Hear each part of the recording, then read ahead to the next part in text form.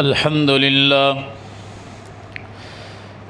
لله نحمده ونستعينه ونستغفره ونؤمن به ونتوكل عليه ونعوذ بالله من شرور أنفسنا ومن سيئات أعمالنا من يهده الله فلا مضل له ومن يضلله فلا هادي له ونشهد أن لا إله إلا الله وحده لا شريك له ونشهد أن محمدا عبده ورسوله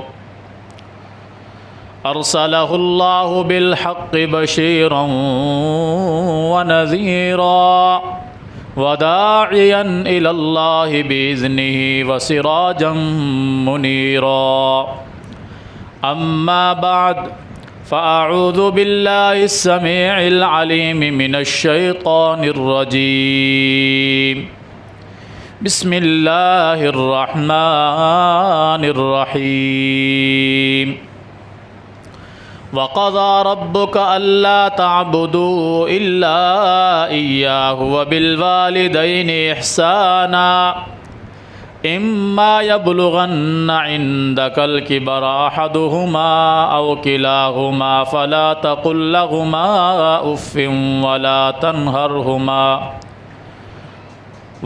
تنهرهما وقل لهما قولا كريما واخفض لهما جناح الذل من الرحمة وقل رب ارحمهما كما ربياني صغيرا اللهم صل على محمد وعلى آل محمد كما صليت على إبراهيم وعلى آل إبراهيم إنك حميد مجيد اللهم بارك على محمد وعلى آل محمد كما باركت على إبراهيم وعلى آل إبراهيم إنك حميد مجيد رب اشرح لي صدري ويسر لي أمري واحلل عقدة من لساني يفقه قولي رب زدني علما اللهم انفعنا بما علمتنا وعلمنا ما ينفعنا وزدنا علما سبحانك لا علم لنا إلا ما علمتنا إنك أنت العليم الحكيم۔ ہر قسم کی حمد و ثنا اللہ جل جلالہ کے لیے، بے شمار بے حد و حساب درود و سلام ہوں امام الانبیاء سید الانبیاء جناب محمد الرسول اللہ صلی اللہ علیہ وآلہ وصحبہ وسلم کے ذات گرامی پر۔ آج کے خطبہ جمعہ میں والدین کے حوالے سے ہم گفتگو کریں گے۔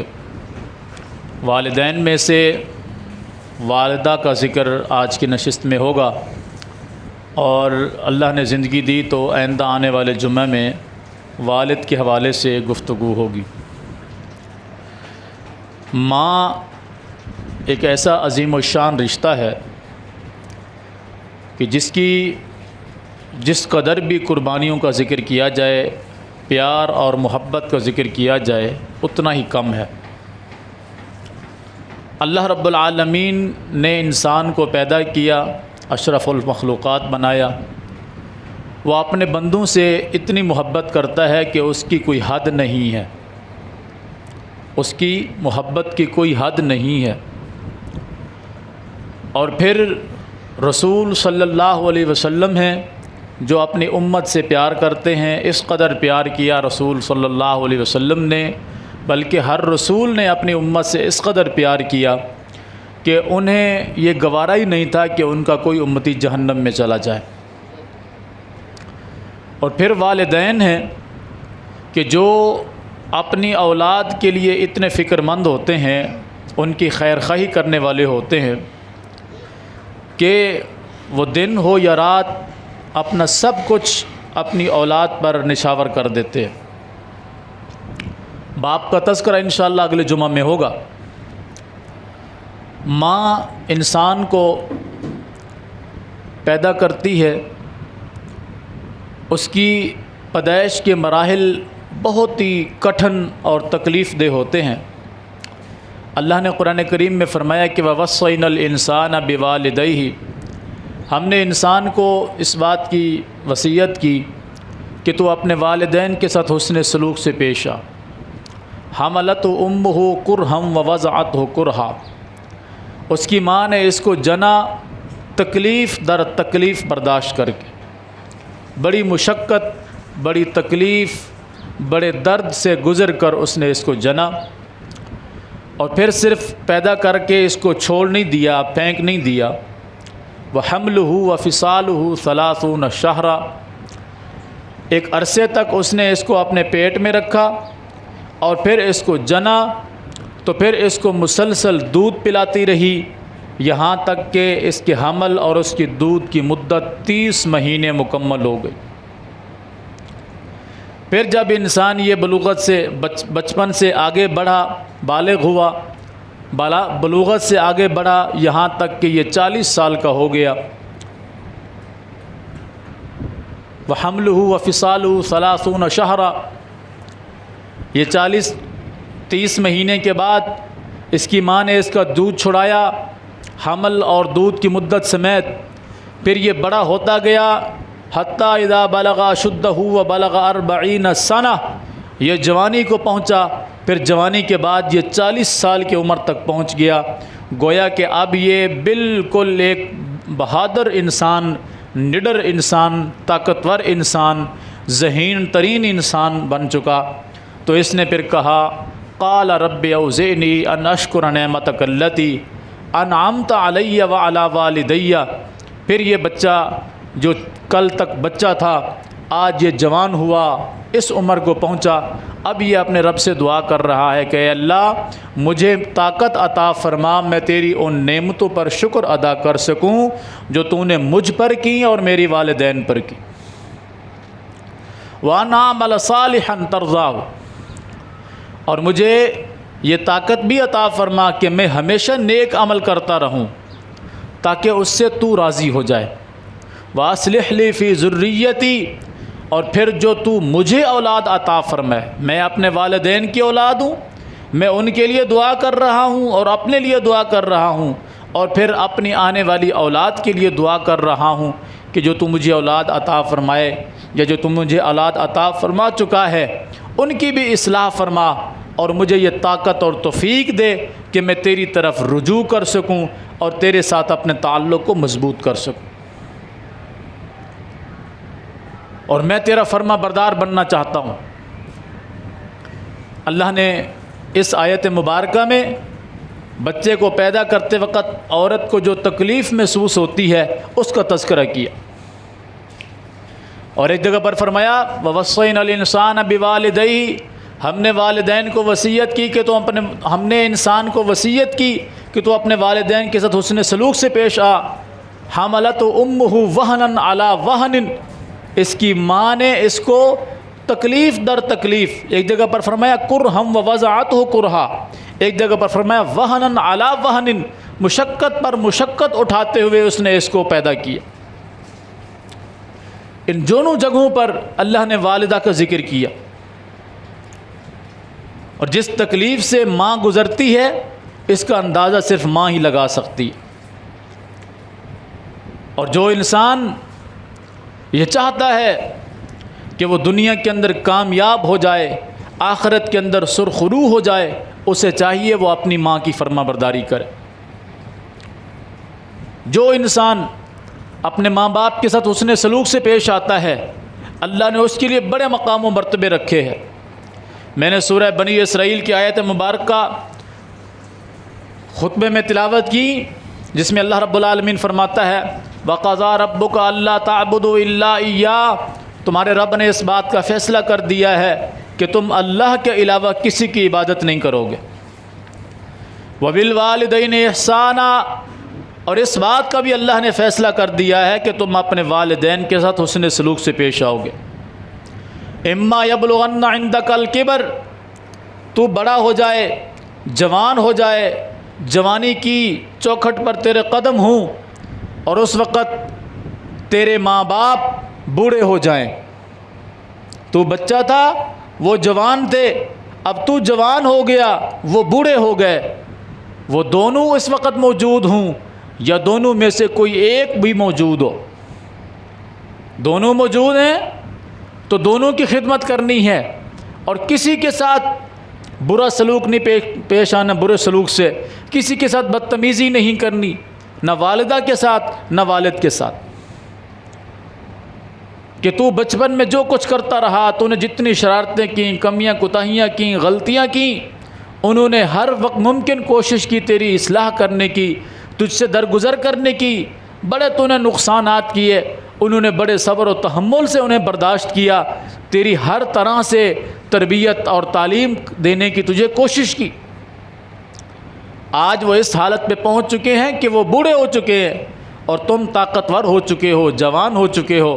اب تمہارا یہ کام بنتا ہے، جب وہ تم جوانی میں پہنچ جاؤ اور ان میں سے وہ دونوں یا دونوں میں سے کوئی ایک تمہاری عمر میں بڑھاپے کی حالت میں پہنچ جائیں، تمہارا یہ کام بنتا ہے کہ تم ان کو کبھی بھی اف بھی نہ کہو۔ اف ہماری زبان میں نا، جب ہم کسی کو کوئی تھپڑ ماریں تو اس کی تکلیف جو اس وقت نکالتا ہے وہ کیا ہوتی؟ کسی کو تکلیف پہنچے، چوٹ پہنچے، اس وقت اس کی جو آواز نکلتی ہے اس کو عربی میں اف کہا جاتا ہے۔ آج کل تو یہ ہر زبان سے نکل جاتا ہے اف، یہ کیا ہو گیا؟ یعنی اظہار افسوس کا ایک جملہ ہے۔ یہ اظہار افسوس کا جملہ تو نے اپنی والدہ کے ساتھ بھی کبھی نہیں بولنا، اپنے والد کے ساتھ بھی کبھی نہیں بولنا۔ اللہ نے باقی چیزیں تو دور کی بات رہی، ماں باپ کے ساتھ اونچی آواز میں بولنا، ان کو جھڑکنا، ان کو ڈانٹنا، ان کو مارنا، ان کے ساتھ بدسلوکی کرنا تو دور کی بات۔ اگر وہ کبھی تجھے کسی قسم کی سرزنش بھی کر دیں تو ان کی کسی بات پر اف کہنے کی بھی اجازت نہیں۔ وَلَا تَقُلْ لَهُمَا اف، دونوں میں سے کسی کے ساتھ بھی تو نے اف بھی نہیں کہنا۔ خاموشی کے ساتھ، صبر و تحمل کے ساتھ تو نے ان کی بات کو سننا ہے، اس کو سمجھنا ہے۔ جہاں ان کی اطاعت ضروری ہو کہ وہ تجھے کسی ایسی کام کی جو ہے نا طرف راغب کریں جس کام میں اللہ اور اس کے رسول کی نافرمانی نہ ہو، ہم پر ضروری ہے کہ ہم اپنے والدین کی وہ بات مانیں۔ ہاں اگر وہ ہمیں کسی ایسی بات کی تعلیم دیتے ہیں، کسی ایسی بات کا حکم دیتے ہیں جس میں اللہ اور اس کے رسول کی نافرمانی ہے، تو وہاں ہمیں ان کی فرما برداری، اطاعت اور احترام تو کرنا ہے، لیکن اس حکم کو نہیں ماننا۔ اس لیے کہ لا طاعت المخلوق فی معصیت اللہ، اللہ کی نافرمانی کے کام میں مخلوق کی فرما برداری نہیں کی جائے گی۔ ماں باپ مخلوق ہیں کہ نہیں؟ مخلوق ہیں۔ اگر وہ کوئی ایسے کام کا حکم دیں جس میں اللہ اور اس کے رسول کا فرمان شامل ہو، یعنی وہ اللہ اور اس کے رسول کے طریقے کے حوالے سے ہو، اللہ کی رضا کے حوالے سے وہ کام ہوں، تب تو کسی صورت میں بھی نہ نہیں کرنی۔ لیکن اگر وہ کسی ایسے کام کا حکم دیں جس میں اللہ اور اس کے رسول کی نافرمانی ہو، تو اللہ فرماتا ہے کہ پھر وہاں ان کی اطاعت و فرما برداری نہیں کرنی، لیکن اس کے باوجود بھی ان کے ساتھ برا سلوک بھی پیش نہیں کرنا۔ یعنی ایسا نہیں کہنا کہ تم لوگ کیسے والدین ہو، تم مجھے گناہ کی طرف بلاتے ہو۔ اس گناہ کی طرف تو نہیں جاؤ، لیکن اس گناہ کی طرف بلانے پر اپنے والدین کو شرمسار نہ کرو، آر نہ دلاؤ۔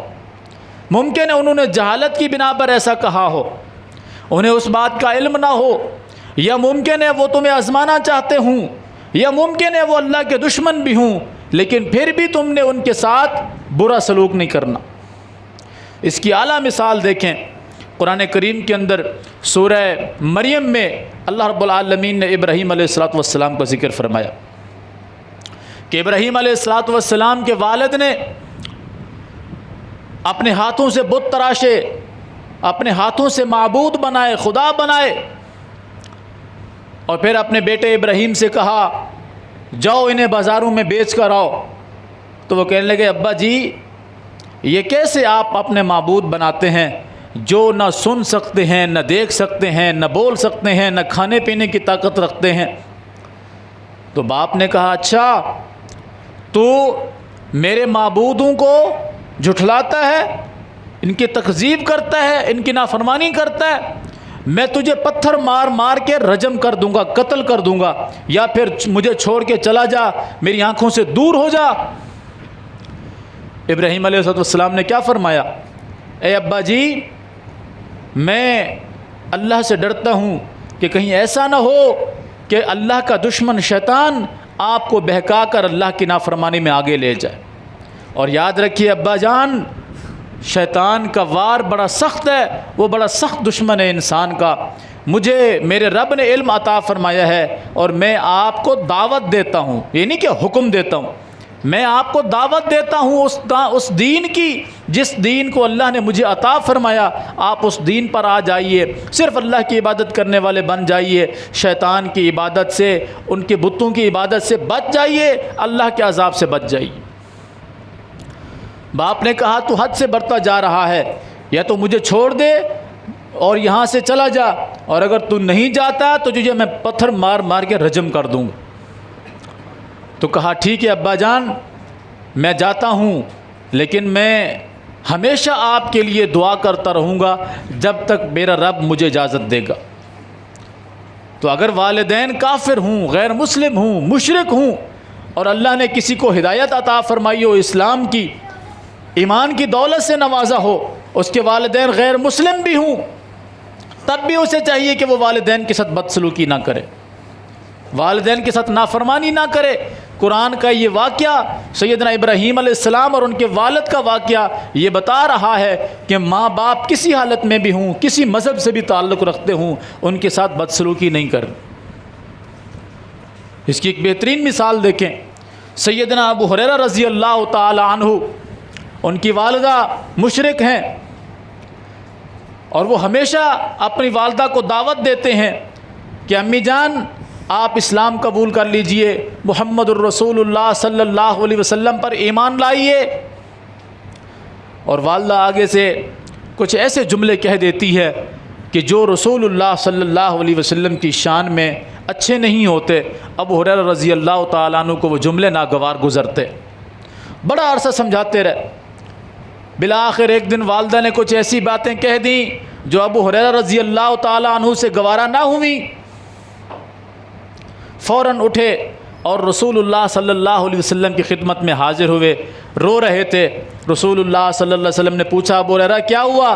کہا اللہ کے رسول صلی اللہ علیہ وسلم، میری والدہ کے لیے آپ دعا کیجیے، اللہ انہیں ہدایت دے، وہ آپ کے بارے میں ایسے ایسے جملے کہتی ہے کہ میرا دل گوارا نہیں کرتا، میں برداشت نہیں کر سکتا، لیکن میری والدہ ہے، میں کیا کروں؟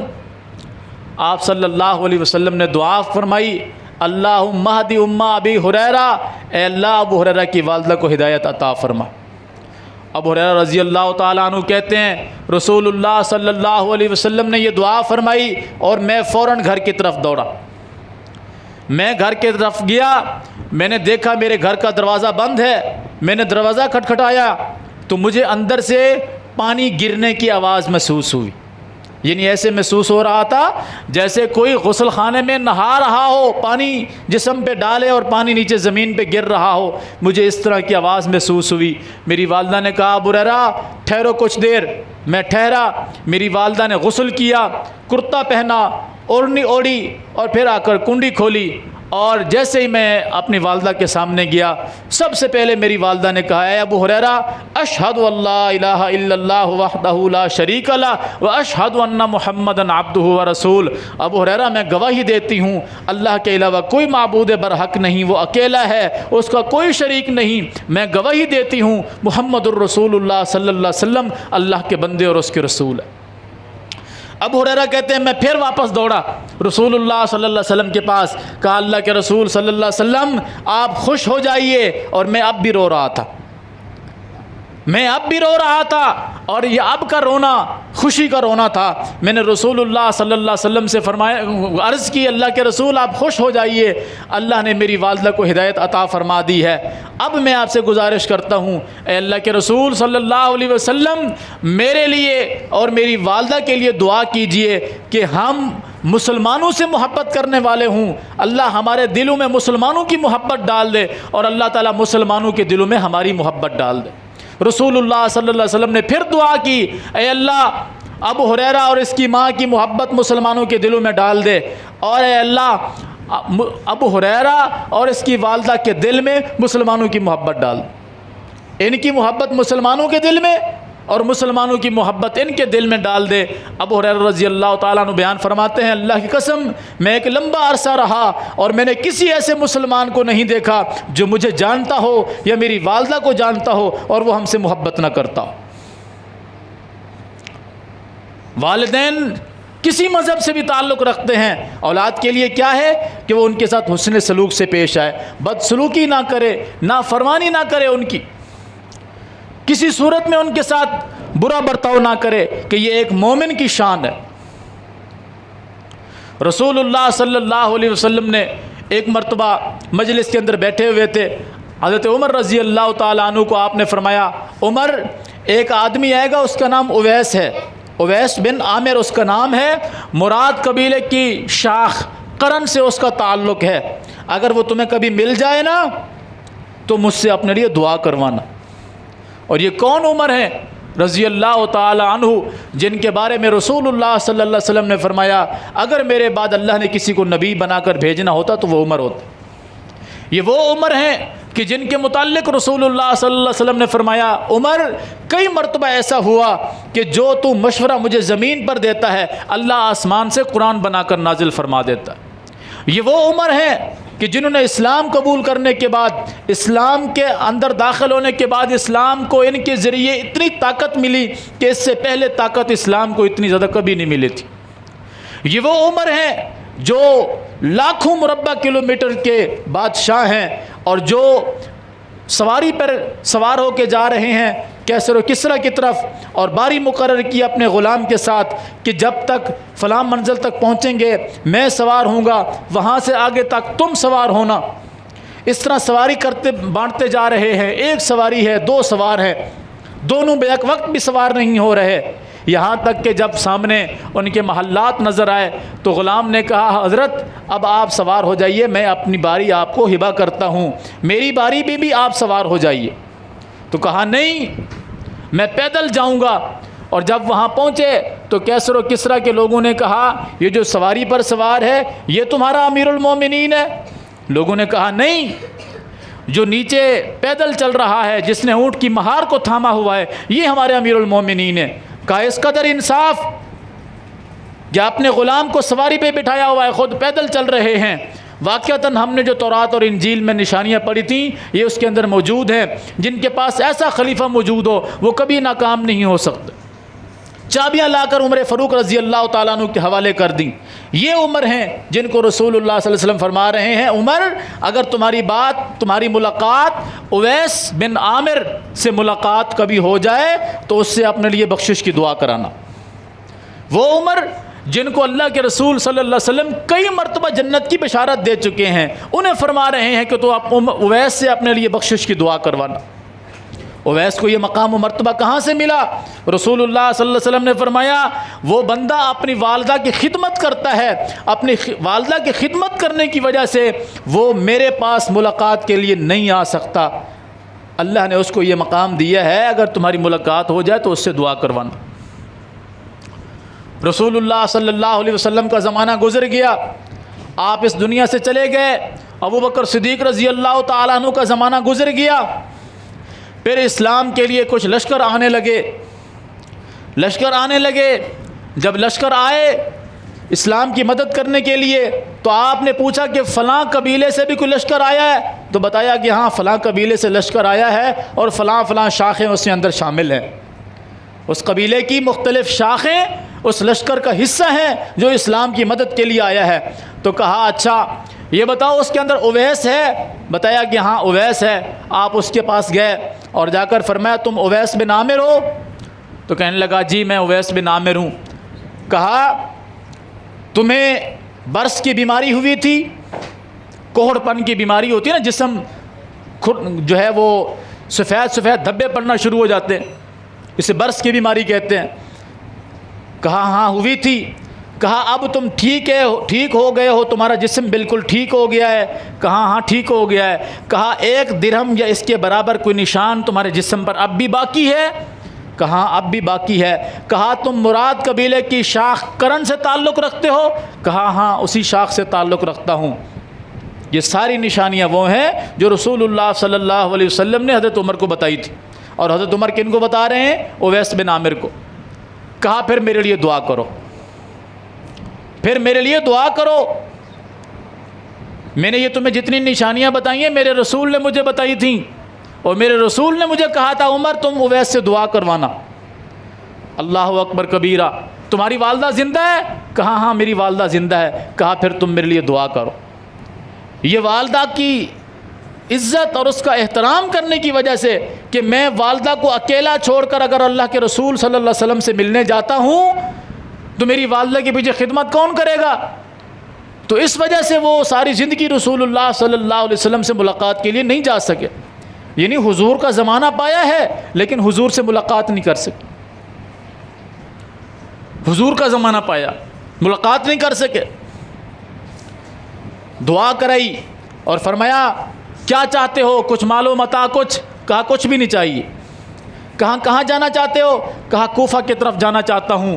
فرمایا جاؤ، اگر تم وہاں جا رہے ہو تو میں کوفہ کے گورنر کو تمہارے متعلق کچھ لکھ کر دیتا ہوں تاکہ وہ تمہیں اچھا مقام و مرتبہ دے۔ کہا میں بے نام و نشان رہنا چاہتا ہوں، میں نہیں چاہتا کہ میں وہاں جاؤں تو لوگ مجھے میری شان و شوکت سے میرا استقبال کریں۔ حضرت میں جیسے ہوں نا اسی حالت میں رہنا چاہتا ہوں۔ فرمایا جائیے۔ جب وہ چلے گئے کوفہ سے ایک بندہ آیا، حضرت عمر رضی اللہ تعالیٰ عنہ نے پھر اس سے پوچھا تمہارے علاقے میں اویس بن عامر رہتا ہے؟ وہی ساری نشانیاں بتائیں تو اس نے کہا جی ہاں رہتا ہے۔ فرمایا اگر اس کے پاس جاؤ نا تو اس سے جا کر دعا کروانا۔ اب یہ حضرت عمر بتا رہے ہیں ایک آدمی کو۔ پھر وہ آدمی کوفہ میں گیا اور اس نے جا کر اویس بن عامر کو وہ ساری نشانیاں بتائیں اور پھر کہا تم میرے لیے دعا کرو۔ تو اویس نے کہا تم ابھی تو حج کر کے آ رہے ہو، تم تو ایک اچھے سفر سے آ رہے ہو، تم میرے لیے دعا کرو۔ کہا نہیں، جس کو جو نشانیاں رسول اللہ صلی اللہ علیہ وسلم نے عمر کو بتائی تھیں عمر نے وہ مجھے بتائی ہیں، حضرت عمر نے تم سے دعا کروائی ہے تو میں بھی تم سے دعا کرواتا ہوں۔ پھر انہوں نے اس بندے کے لیے دعا کی۔ تب لوگوں کو پتہ چلا کہ یہ وہ شخص ہے جس کے متعلق اتنی بڑی بڑی بشارتیں موجود ہیں۔ اور یہ بشارتیں کس وجہ سے حاصل ہوئیں؟ یہ خوش نصیبیاں کس بنا پر حاصل ہوئیں؟ والدہ کی فرما برداری کرنے کی وجہ سے، احترام کرنے کی وجہ سے۔ آج آپ ملک پاکستان میں دیکھیں کس قدر سفاک قسم کے لوگ ہیں جنہوں نے اپنی ماؤں کو قتل کیا، بڑے بے دردی کے ساتھ۔ نافرمانی تو دور کی بات رہی، کئی ایسے واقعات ہیں کہ جہاں لوگوں نے اپنی ماؤں کی گردنیں کاٹ دی، کئیوں نے مار مار کے ادموا کر دیا، کئیوں نے زخمی کر دیا۔ بد سلوکی اور بد تہذیبی تو عام ہے نا، اس کا تو کوئی شمار ہی نہیں، ہر دوسرے گھر کا مسئلہ ہے، وہ پڑھے لکھے ہوں یا ان پڑھ ہوں، کسی بھی جو ہے نا وہ مکتبہ فکر سے تعلق رکھتے ہوں، اللہ نے جن کو ہدایت عطا فرمائی ہو۔ ورنہ سب کی حالت یہ ہے کہ اگر والدہ کچھ بول دے تو آگے سے بدتمیزی کا یہ لہجہ ہوتا ہے کہ اماں جی آپ خاموش ہو جائیں، آپ بڑی ہو گئی ہیں، بوڑھی ہو گئی ہیں، ابھی آپ کا دماغ کام نہیں کرتا، بس آپ ہمارے معاملے میں دخل اندازی نہیں دیا کرو۔ بیوی نے کچھ کہہ دیا کہ تم جب گھر پہ نہیں تھے تمہاری والدہ نے میرے ساتھ بدتمیزی کی، تو وہ بیوی کی باتوں میں آ کر یہ والدہ کے ساتھ نافرمانی کرتا ہے، بدتمیزی کرتا ہے۔ یہ نہیں سوچتا کہ ٹھیک ہے اگر میری والدہ کی ہی غلطی ہے، اسے چاہیے تھا تب بھی اپنی بیوی کو ڈانٹتا کہ وہ میری والدہ ہے، اس نے اگر کچھ کہہ بھی دیا ہے تو تمہاری بھی تو والدہ کی طرح ہے۔ نہیں، یہ والدہ کے ساتھ بدتمیزی کرتا ہے، اس کو گھر سے نکال دیتا ہے یا خود گھر چھوڑ کے چلا جاتا ہے۔ یہ اپنے آپ کو ایجوکیٹڈ، ویل ایجوکیٹڈ، اعلیٰ تعلیم یافتہ، مہذب انسان اپنے آپ کو کہلاتا ہے۔ لعنت ہے اس انسان کی اس سوچ پر اور اس تہذیب پر، اس تعلیم پر۔ رسول اللہ صلی اللہ علیہ وسلم نے فرمایا اس شخص پر اللہ کی لعنت ہو جو قوم لوط کا کام کرے، اس شخص پر اللہ کی لعنت ہو جو قوم لوط کا کام کرے، یعنی مرد کے ساتھ بدفعلی کرے۔ اللہ کے رسول صلی اللہ علیہ وسلم فرماتے ہیں اللہ کی اس پر لعنت ہو۔ پھر آپ نے فرمایا اللہ کی اس پر لعنت ہو جو قوم لوط کا کام کرے۔ پھر آپ نے فرمایا اللہ کی اس پر لعنت ہو جو قوم لوط کا کام کرے۔ پھر آپ نے فرمایا اللہ کی اس پر لعنت ہو جو کسی جانور کو، کسی شے کو اللہ کے علاوہ کسی اور کے لیے ذبح کرے، اس پر بھی اللہ کی لعنت ہو۔ پھر آپ نے فرمایا اللہ کے اس شخص پر لعنت ہو جو کسی جانور کے ساتھ بدفعلی کرے۔ یہ بھی ہمارے معاشرے میں عام ہو چکا ہے تقریباً۔ اللہ کے اس شخص پر لعنت ہو جو جانور کے ساتھ بدفعلی کرے۔ پھر آخر میں آپ نے فرمایا اللہ کی اس شخص پر بھی لعنت ہو جو اپنے والدین کے ساتھ نافرمانی کرے۔ تو والدین کے ساتھ نافرمانی کرنے والا انسان ملعون شخص ہے، لعنتی شخص ہے۔ والدین کے ساتھ کسی بھی قسم کی وہ نافرمانی کرتا ہے، وہ چاہے دبے لفظوں میں ہو، ظاہر لفظوں میں ہو، ہاتھا پائی تک ہو، اشارہ کنائے میں ہو، کسی بھی طرح سے اس نے والدین کی نافرمانی کی، اللہ کے رسول صلی اللہ علیہ وسلم اس شخص کے لیے لعنت کی بد دعا فرما چکے ہیں کہ اللہ اس شخص پر لعنت فرمائے۔ پھر آپ صلی اللہ علیہ وسلم نے فرمایا ایک اور حدیث میں، فرمایا 3 قسم کے لوگ ایسے ہوں گے کہ جن کو قیامت کے دن اللہ تعالیٰ نہ ان کی طرف نظر رحمت سے دیکھے گا، نہ ان کو گناہوں سے پاک کرے گا، نہ ان کو جنت میں داخل کرے گا۔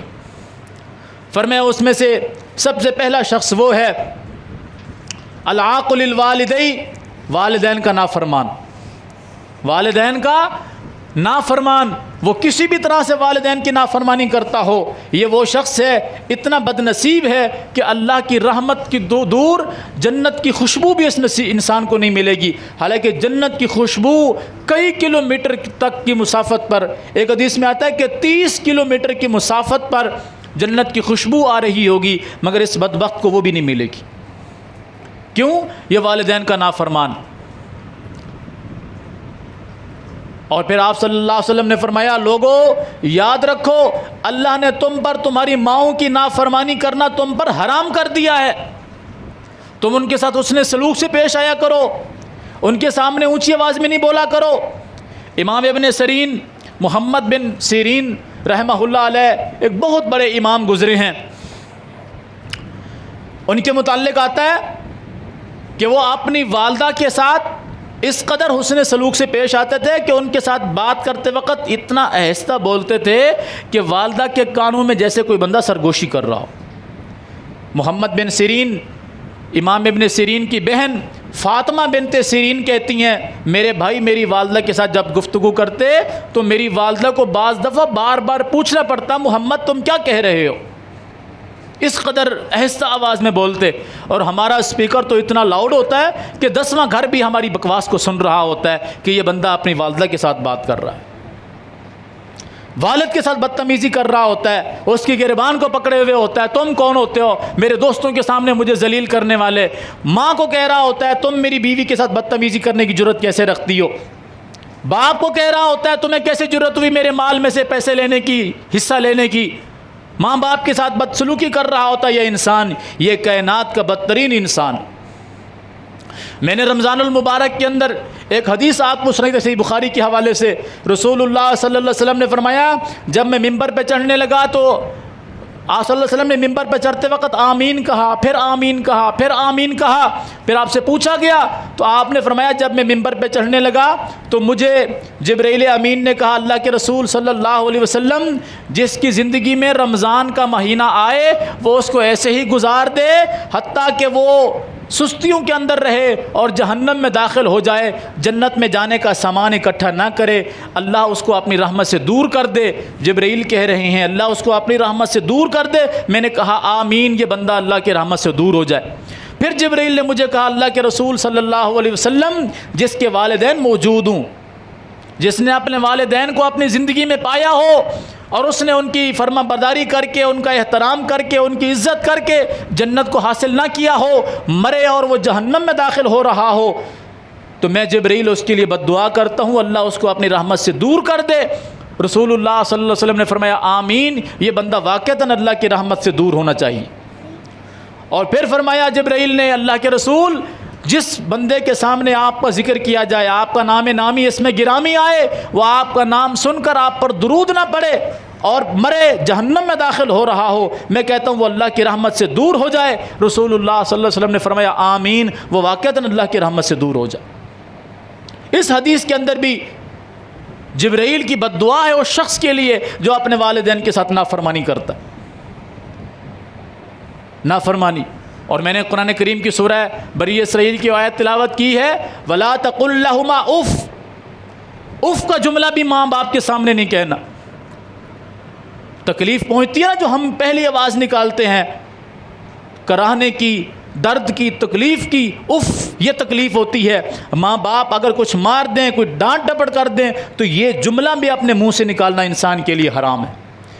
پھر تو آگے اللہ نے الگ فرمایا نا، وَلَا تَنْهَرْهُمَا، ہیں کہ وَلَا تَقُلْ لَهُمَا اُفٍّ وَلَا تَنْهَرْهُمَا، نہ ان کے لیے اف کہنا ہے، نہ ان کو کبھی جھڑکنا ہے۔ جھڑکنا تو دور کی بات ہے، ان کے لیے اف کہنا بھی انسان کے لیے حرام۔